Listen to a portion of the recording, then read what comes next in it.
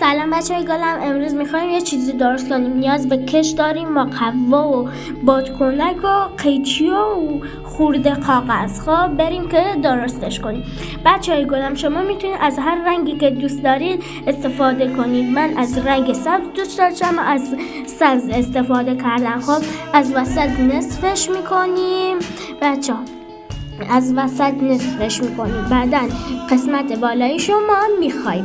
خب قسمت پایینیشو توی لینک های بعدی بهتون نشون میدم چیکار کنی باهاش.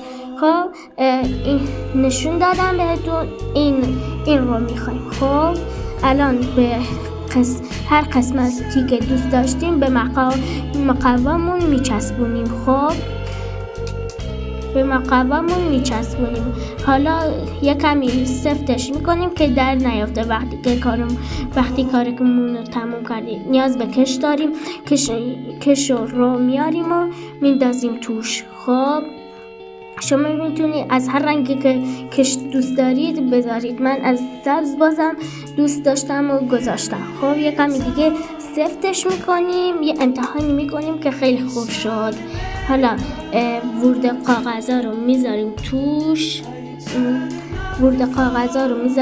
اول میخوایم یه کمی تمیزکاری کنیم. تمیزکاری که کردیم یه کمی ورده کاغذ رو میریزیم. تموم یعنی ورده کاغذا رو میریزیم. خب ورده کاغذ هم گیر کرده بودم توی اونجا. خب ورده کاغذ رو ریختیم. خیلی خوشگل بود. اگه از این ویدیوها دوست دارید چنل منو سابسکرایب کنید. خداحافظ.